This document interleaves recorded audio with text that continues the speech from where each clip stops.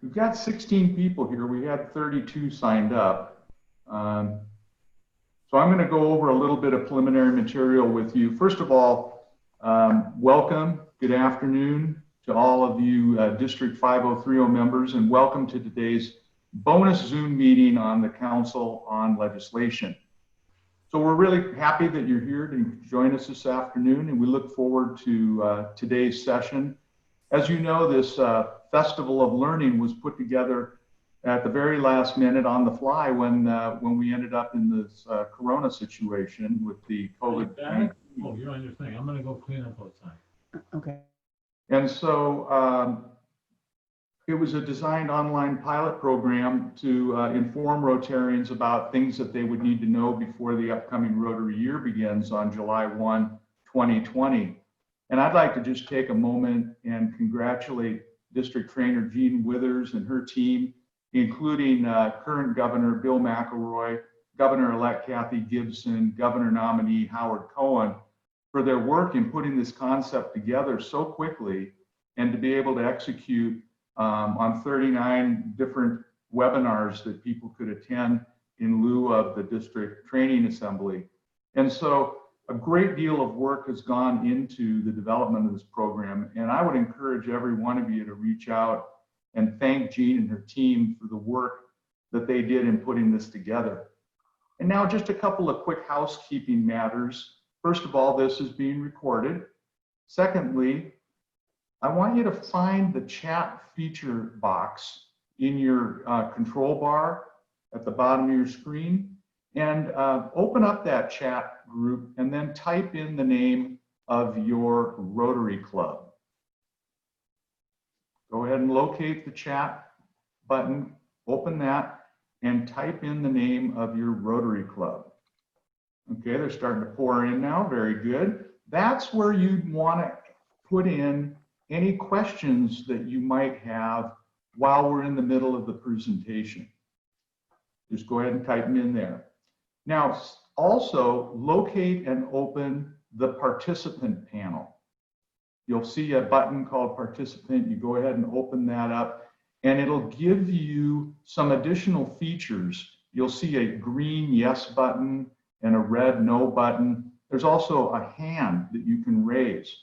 And when we get to the Q&A at the end of this seminar, that's how you're going to be able to raise your hand to ask a verbal question.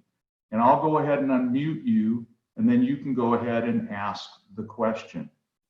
Now, most of you know who I am. My name's Steve Lingenbrink. I was a president of the Bellevue Breakfast Rotary Club back in '05, and then I was your district governor in 12-13. And I currently serve as a Rotary coordinator for Zone 27, is essentially the membership side of the zone.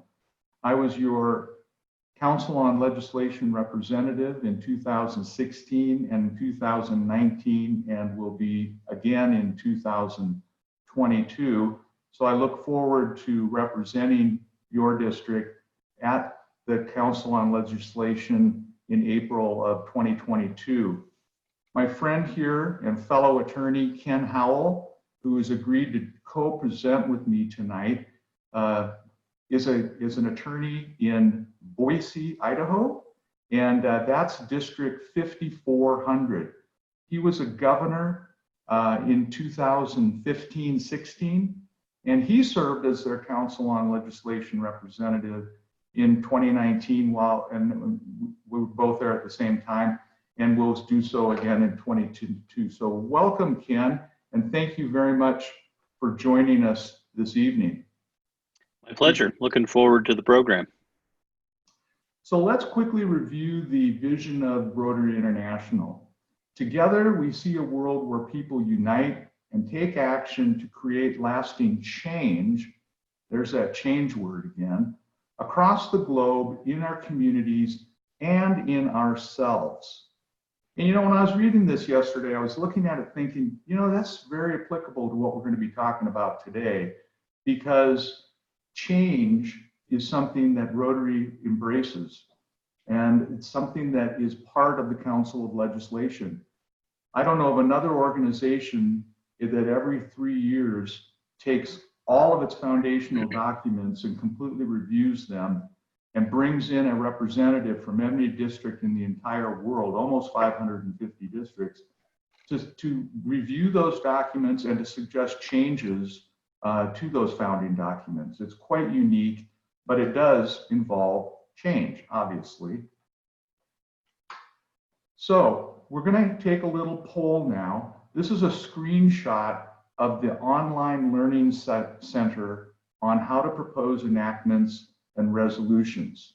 And we're just curious as to how many of you actually were able to do the online pre-work. Did you launch the poll, Ken? It's just now launched. So we have a poll up, and if you go ahead and enter your responses, and we'll give you 20, 30 seconds or so to enter your responses. Looks like we have about 3/4 of you so far that have done it. Just click yes, no, or some of it. And remember, the 4-way test is going to apply here. So we'll send the Rotary police out to verify. Looks like we have almost everybody to vote, and I'm going to close the poll here in just a sec. So one more. All right, here we go. Looks like what we have is 3 people admit that they did the whole thing. We have 10 saying they didn't do any of it, and 4 said that they did some of it. So thanks for responding to the poll. Well, that helps us gauge how deep to go into the first 2 topics that we're going to be covering this evening. So thank you for doing that. Well, Ken, what do you say we dive into enactments first? Sure, and I'll apologize in advance for the reflection of my reading glasses. One hazard of a certain age is that you have to wear, I have to wear reading glasses to see anything. So the materials that we sent to you include a 4-page flyer on how to draft and how to propose enactments for Rotary International. And I know that about half of you didn't review it, so I'm going to cover this in a little more detail than I otherwise might have. The first thing you need to understand is that there's a very specific deadline, and the deadline comes up this year for this Council on Legislation on December 31, 2020. So put that date on your calendar and make sure you highlight it. If the proposed enactment is not submitted to Rotary International by December 31st of this year, it will not be considered. There are no exceptions to this deadline. It is a hard and fast, bright line deadline. So you've got to get it in by the end of the year. And since you have to do a number of things to get it approved, you need to start now if you're going to be working on enactments. But first, let's talk about what an enactment is. An enactment is a piece of legislation that seeks to change one of Rotary International's constitutional documents.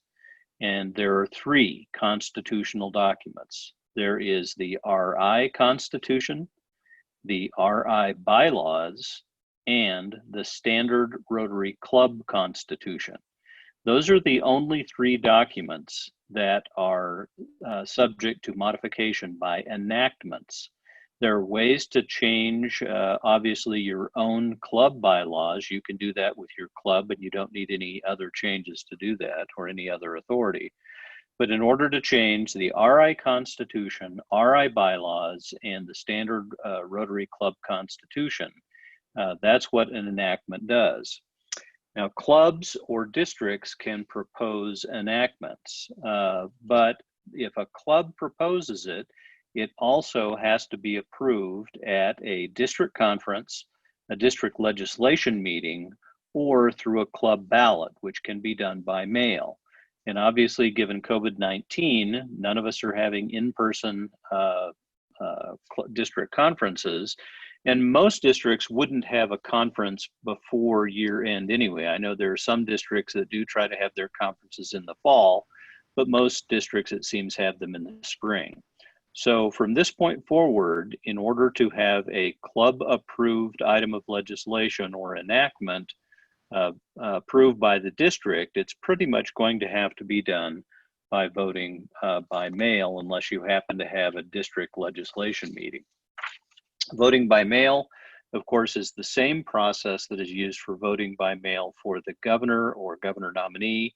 And what that means is that the governor sends out ballots to the clubs. The clubs have voting rights based on their membership. One vote for the every 25, up to 25 members. And thereafter, they get an additional vote for every 25 members or majority fraction thereof. So if you have 13 additional members, that gets you one more vote. But otherwise, it's every 25 members gets you an additional vote. And if those pass by a majority, then the enactment can be sent in. The enactment has to be submitted by either the club or the district governor, and the district governor must indicate that he or she has signed off on that enactment. Enactments only address those constitutional documents. They should not address process, policy, or procedures. And resolutions is the other mechanism that Steve's going to talk about in a minute to address other things. So I wanted just to mention one final thing. If you're going to submit an enactment, you have to have the text of the language you propose to change. You can download the constitutional documents in Word format and make changes in them. There's links on this document we sent around to enable you to do that. And then you have to prepare a statement of purpose and effect, which is a 300-word or less statement of the issue or problem that the proposed legislation is designed to address. And you want to explain how the proposed legislation addresses or resolves the problem. These enactments then go to the council, and the council reviews them to make sure they're valid.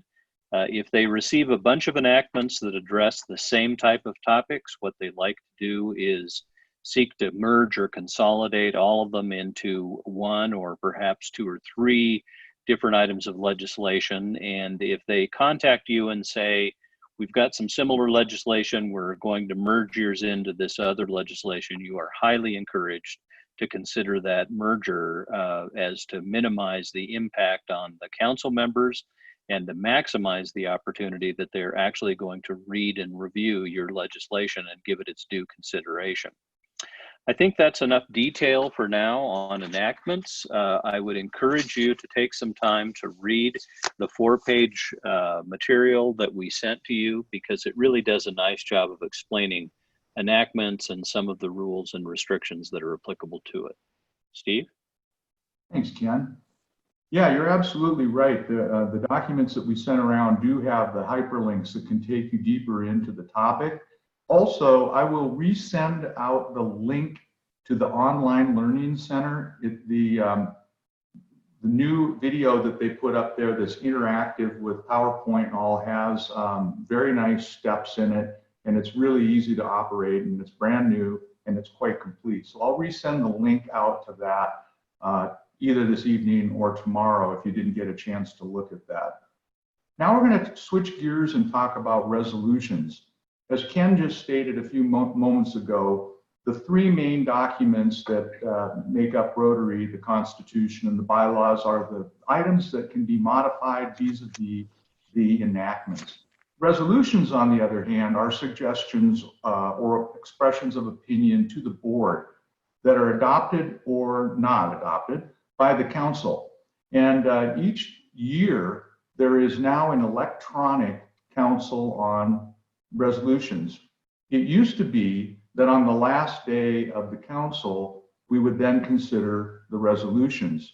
But since the last council, they severed off the council on resolutions and now do it by electronic ballot. So they have different deadlines than what Ken was telling you about for the enactments.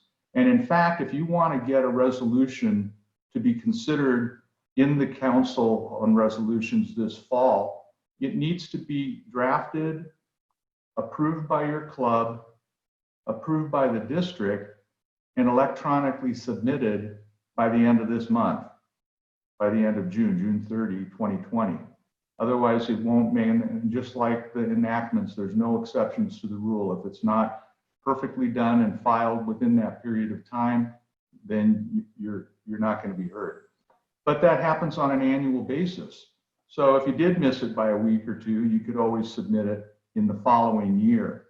But the resolutions basically deal with the policies. And so an example might be if you wanted to change something about an example of the four-way test, for instance, that would be something that you would put into a resolution rather than an enactment, because it doesn't directly affect the Constitution or the bylaws.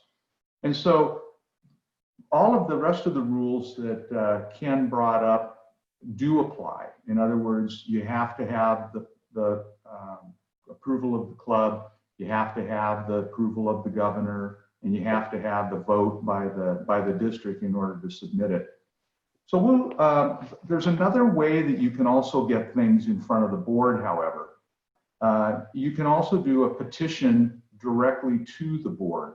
It's almost the same as a resolution, but it's a way to step by the requirement of actually putting the proposed resolution in front of the Council on Legislation. And that can be either in the same format as a proposed resolution, or it can simply be a letter. And so if there's an issue that you feel that the board needs to address before the next Council on Legislation, it can be sent up to the board in the form of either a letter or a proposal. If you want more information on that, I'm happy to meet with you offline to discuss that. But let's go ahead and look at a couple real examples now. These again were in the email that were sent out to you. And Ken, you want to talk about the proposed enactment from 2019, number 112? Sure.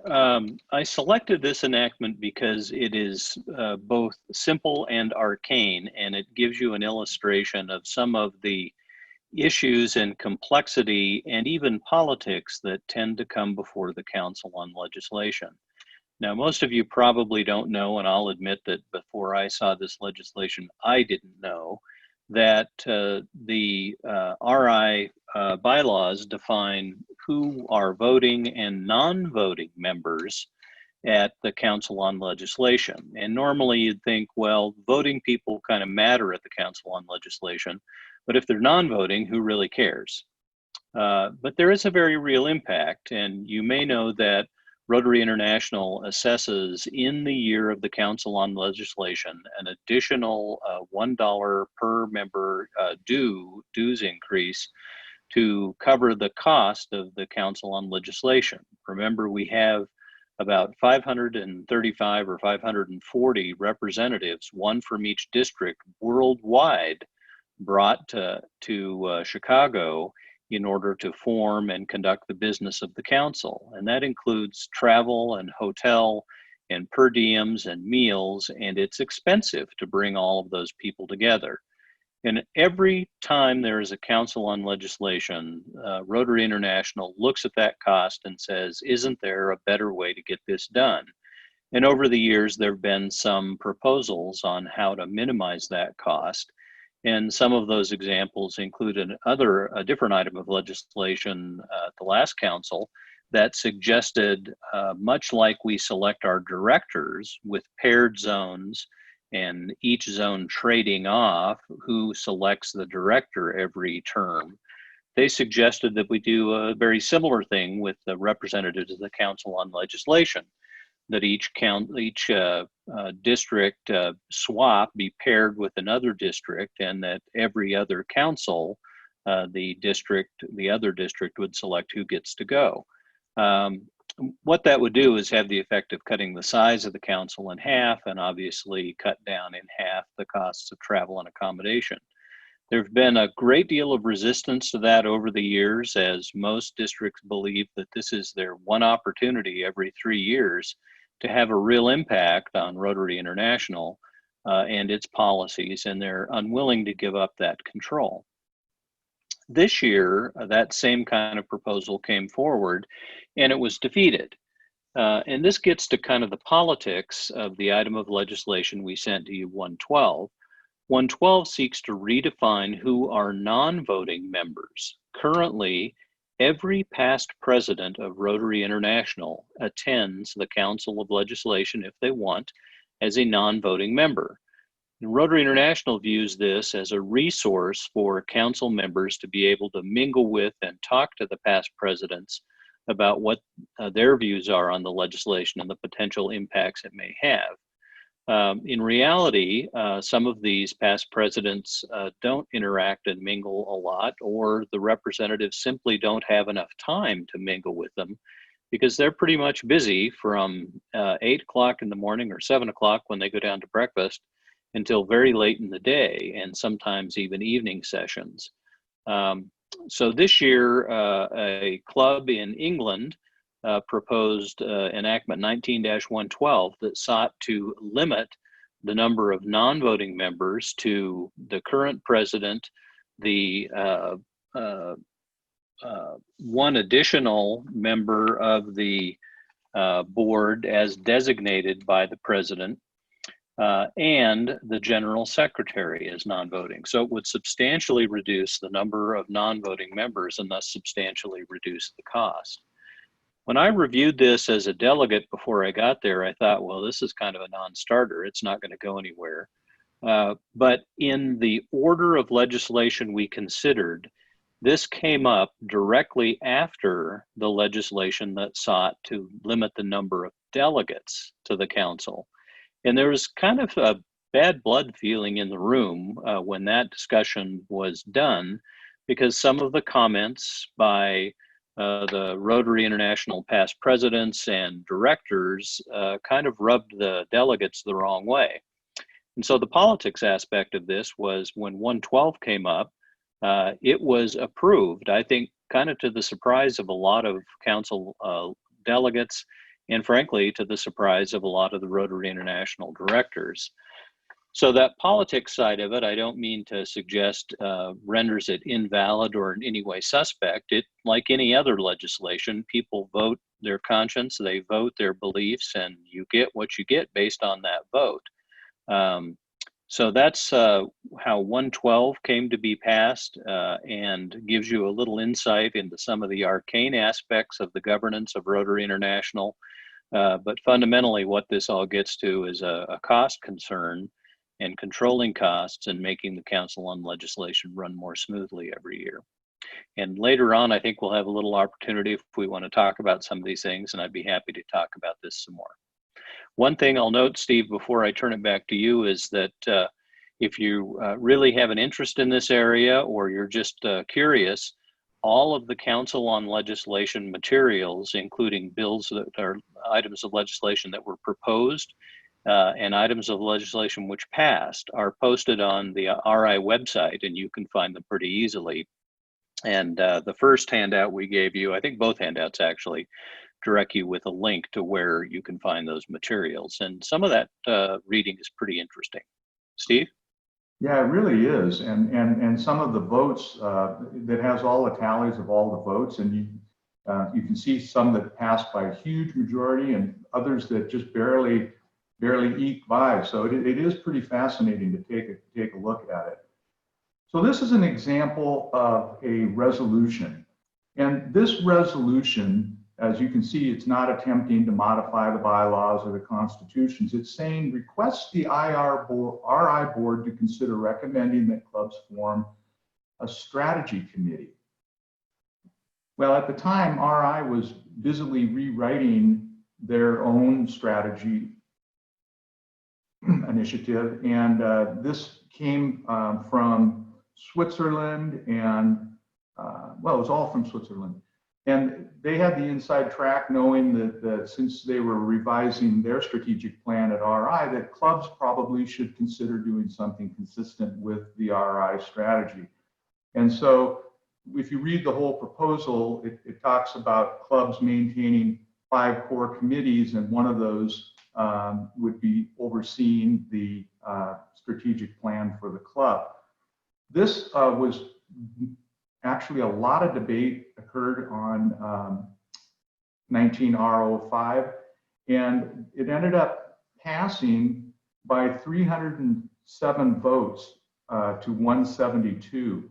And there was kind of a gasp in the room when it passed, because people didn't think that it was going to.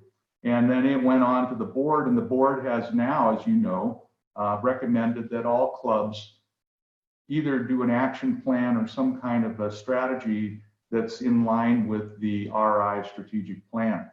So that's an example of one that actually went through, went to the board, and the board acted on it.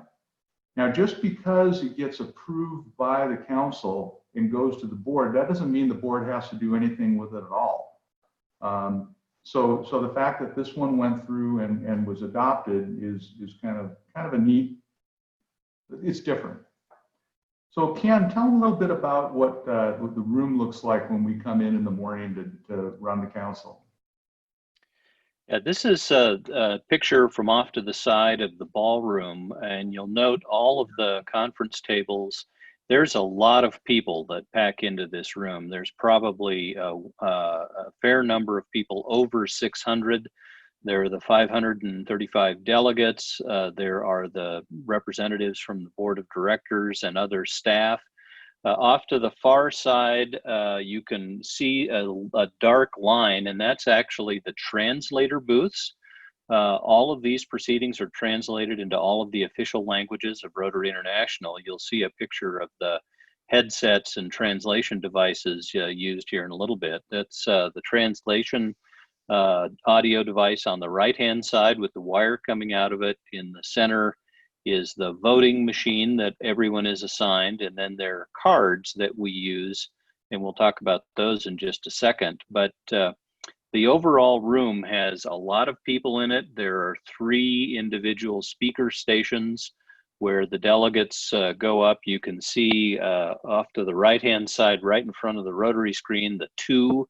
That's the second of the speaking stations. There's another one off to the left. And when an item of legislation comes up, people start queuing up at those microphone stands to be able to speak. And if you aren't out of your seat and on your feet and up at the podium as quickly as you can, you may not get to speak, because the moderator of the discussion will call on each side of the room, and you hold up one of those cards, and the card indicates green whether you're for it, red whether you're against it, yellow whether you have a question, and then the striped blue and yellow card is used partway through the debate. Delegates start waving them around, then that card basically means we've heard enough. We don't need to hear anymore. We're ready to vote on this.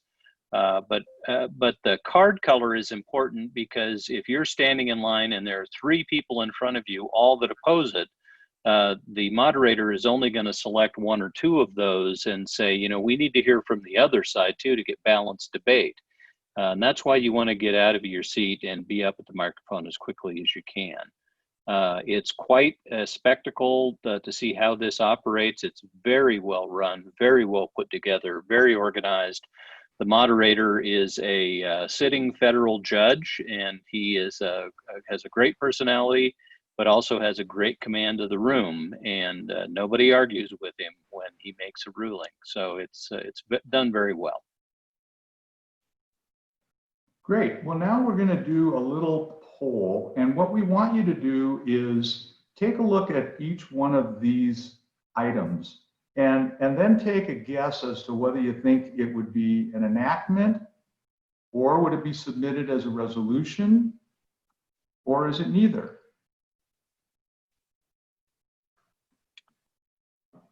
So go ahead and just read each one of those and vote on them. And you can scroll down. Notice the scroll bar on the right-hand side.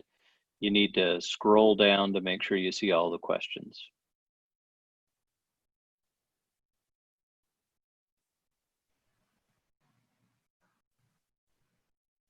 So far, we have no votes on anything. So, Did you launch the poll? I thought I did. Do you see it? It's launched. Okay. Now votes are coming in. And as the host, I don't see the polling, so would you read the results afterwards? Sure. Yeah, we're up to 6 of 17 voting so far. We'll wait until we get up to about 3/4 of the participants before we start reading them off. 9, 10 of 17, 11, 12. Okay, we've got 13 so far of 17 have completed voting. We'll give it just another few seconds. We're doing okay on time, I guess, Steve. We have just 5:30 now. Yeah, we're doing just fine. Okay, well, we'll give it a little bit more time. 13 of 17. We got 4 more people to go ahead and finish up. 14.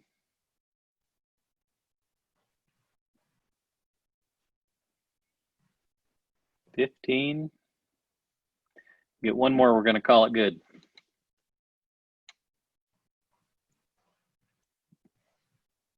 So close. One more. All right. Well, we're at a little over 2 minutes for this poll, so I'm going to go ahead and end it. So here's what we have. Question number 1, recommend that Rotary designate a Rotary Action Day. What do you think? 3 thought it was an enactment and 11 thought it was a resolution. 1 thought it was neither. Steve? That's definitely a resolution. Definitely a resolution. 2, recommend changing the per capita dues amount. Enactment or resolution was tied at 7 each. 1 said neither. That's an enactment. That is definitely an enactment. The dues are specified in the constitutional documents. 3, revise the club constitution to change how absences can be made up. Enactment, resolution, or neither. Should we start calling on people, Steve? Is it possible to show the poll results? Sorry, share results. There we go. Now, hopefully you can see those. Can you see that, Steve? Anger's shaking his head yes. The host can't see the poll results, so that's why. Oh, be darned. Okay, well, they're shared. Okay, good. So let's go revise the club constitution to change how absences can be made up. 5 say enactment, 6 say resolution, 4 say neither. Well, there was a little bit of a clue in that one. The clue was the club constitution, and the club constitution is one of the constitutional documents. So since it's a constitutional document, it would have to be a what? An enactment. There we go. Number 4, recommend that clubs not serve food. 1 thought it was an enactment, 4 thought a resolution, and 10 thought neither. The 10 were right. Yeah, that's one of those that there's nothing in the constitutional documents that say a club has to serve food, therefore it's not an enactment. It doesn't have anything to do with policy, so it's not a resolution. Number 5 is change the wording of the 4-way test. 8 thought enactment, 5 thought resolution, 2 thought neither. Well, I gave you a hint earlier on that one, but that's definitely a resolution. That is not in our constitution or the club bylaws, although some clubs may add it themselves. It's not part of the standard club bylaws and constitution. So that would definitely be in the form of a resolution. Number 6, revise the Rotary revise the Rotary Code of Policies. It's either an enactment or resolution. 10 thought enactment, 5 thought resolution. That's a little bit of a trick question, but it's definitely not an enactment. It is that document is not one of the founding documents. It's updated on a regular basis to incorporate the rules and policies. So it would be in the form of a resolution.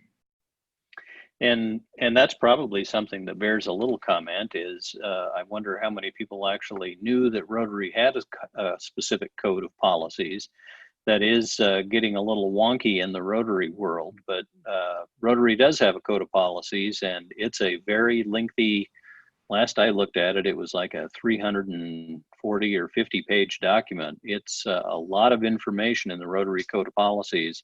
And sometimes it's eye opening if you haven't ever taken a look at it, to sit down and read through and see what Rotary actually has in place for specific policies. I know here in the great state of Idaho and some of our more western neighbors, Wyoming and Montana, that a few years ago, Rotary decided to emphasize, the board decided to emphasize Rotary's policy on firearms and Rotary. And that got the attention of a lot of Rotarians in my neck of the woods. And that actually originated because of a individual item in the Rotary Code of Policies.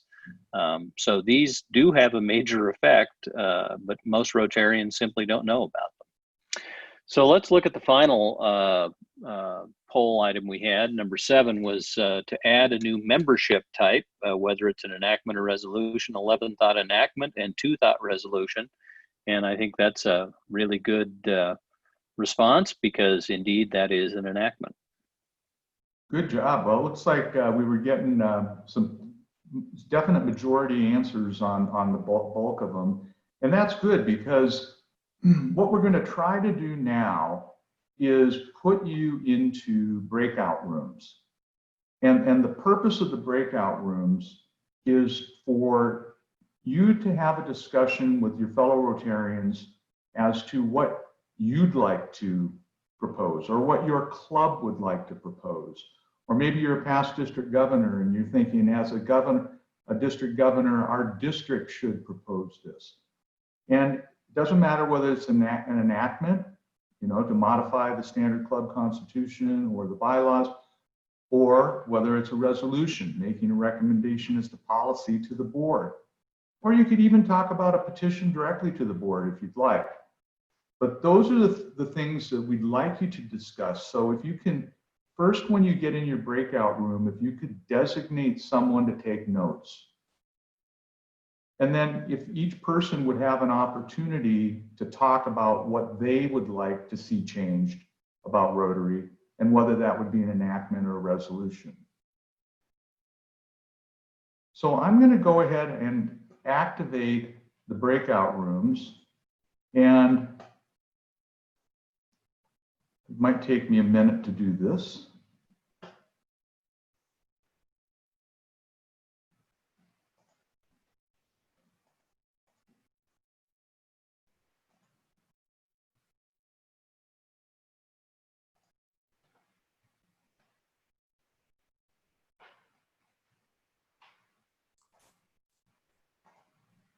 Steve or Ken, how long do you think this Zoom will be going? Oh, I'm sorry. We're going to give you 12 minutes to discuss, and then we'll give you some time to report out when you come back out, okay? And we're planning on only going until the top of the hour, so 6 o'clock. Right. Sorry.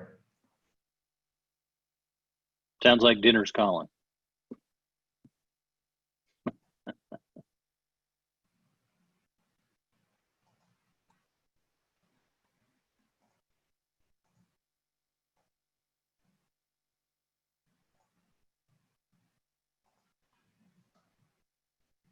Okay. You should be moving out into your rooms now.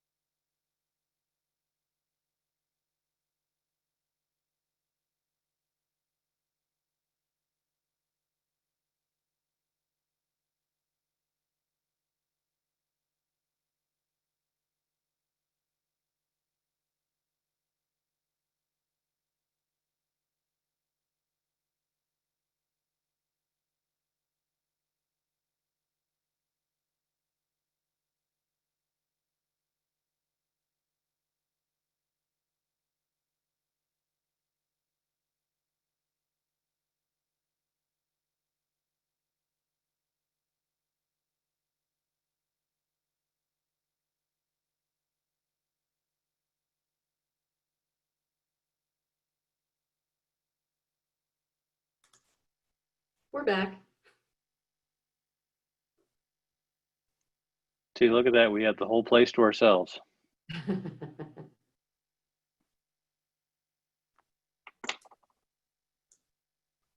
don't think we're back. Yep, we're back in the main Oh, great. meeting Okay. room. Here comes everybody else.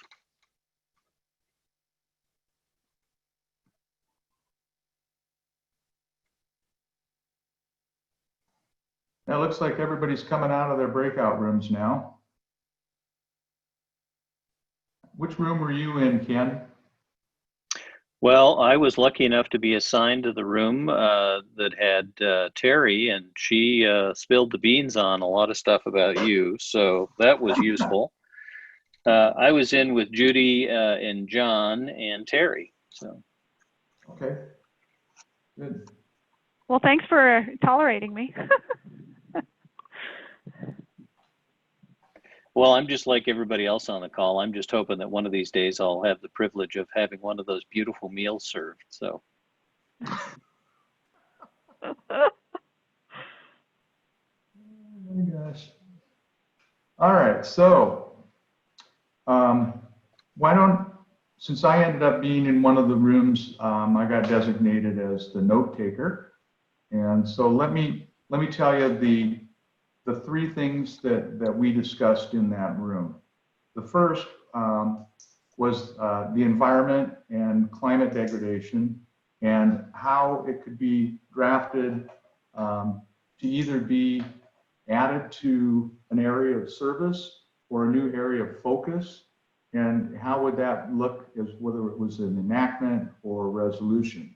The second one was reinstating GSE and ambassadorial scholars. And the third one was drafting some sort of a legislation that would guarantee that all members would have the right to participate and be heard in their Rotary Club meetings and through service. So those were three really interesting topics. As I told the participants, when we get done here today, either this evening or tomorrow, I'll send out an email to everyone with a link to both the online learning and those 4 documents again, as well as my contact information. So if you want to follow up and get some help drafting one of these items, I'll be able to help you with that. So Ken, what would your group do, or who's your spokesperson, should I say? Well, I was in exactly the same situation as you were. They figured since I was there mainly to be a fly on the wall, they decided I should then take notes. Our group talked about a couple of things, but we really focused first on the whole membership topic and who should be a member of Rotary and who should not, and that led to a discussion of how Rotaractors came to be members of Rotary as opposed to just being a project of Rotary. And I had to tell the little war story about how that came to be from last year's Council on Legislation. It was not a clean vote. The first vote failed, and it was taken up again on reconsideration and then approved. Was that 172? Pardon me? Was that 172? I think so, yeah. Then the group turned to some of the other areas of Rotary that get a lot of attention, and the 6 areas of focus of Rotary International was the topic of conversation.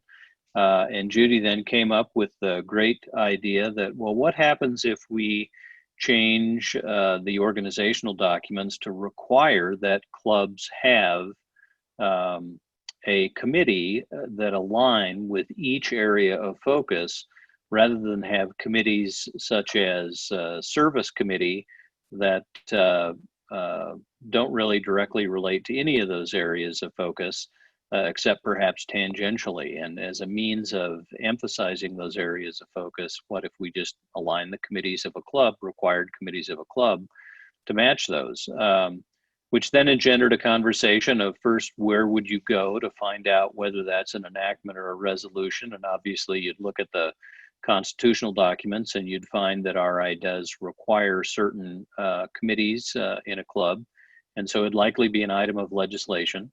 And then we talked about some of the other considerations, which are the practical ones. And this impacts all legislation, whether there are cultural issues that might impact its likelihood of passage or whether there are practical issues. And given the vast disparity in size of Rotary clubs, this is one that would have some practical implications, because if you've got a very, very small club and you're telling them they have to have 6 specific committees, who's going to be on those committees? Where are you going to find the members to serve on them? And so we had a pretty good discussion along those lines. And then right at the end, we touched briefly on the strategic planning committees and whether there should be some specific legislation or resolution that directs the strategic planning committees of a club to periodically actually look at where they are on the timeline that they adopted. So we had a pretty good discussion, pretty thorough, pretty in-depth, and I think addressed a lot of important topics of consideration and concern for what you choose to move forward with on items of legislation. Good.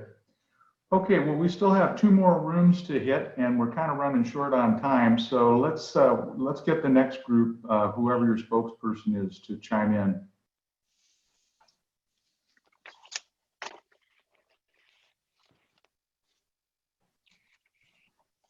Hello?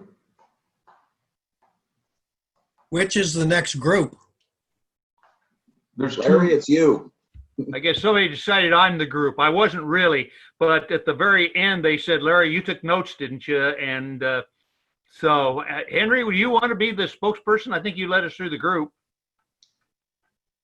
No, well, I'll talk about it. Interestingly enough, we talked about membership in both 2 topics. The second one was really much like Ken mentioned, which is Rotaracs and why aren't they considered members of Rotary? I believe we discussed the fact that the club is considered part of Rotary, but the members themselves aren't. And let's see, I guess Mike Madden, who's the head of the Rotaracs for the district, did mention that one of the problems is it's hard keeping Rotaracs registered. They kind of come and go a little bit more frequently, particularly the university-based ones. So we kind of came up with the idea that we'd really like to see that we're emphasizing them, and it would certainly make our numbers grow. The other area we talked about was with the new passport type clubs, why wouldn't it be possible to be a member of both your home club, but also be a actual member of one of these, like the environmental based club, if you got a real strong interest. And we thought that might be an interesting possibility to change by actually allowing people to have more than just a visiting role, somehow where you'd want to get involved, vote, and participate in, for example, environmental issues. So those were our 2 areas of discussion. Good. Yeah, it seems like that dual membership comes up every council, so that's really good. We got 1 more room we need to hear from, and who's the spokesperson for the last room?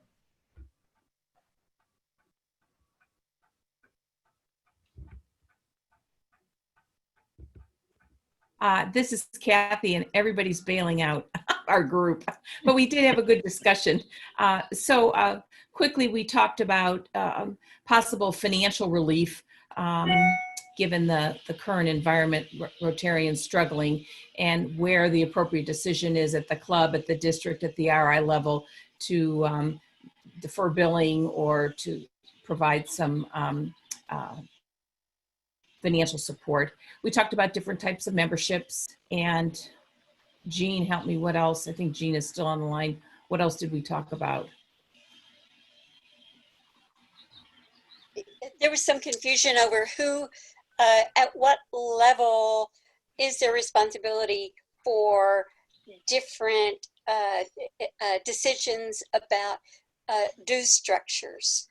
And Right. that was Financial relief on clarified a bit. dues. Yeah. So it was good. And Jean reminded us of the resolution that was put forward back in 2017.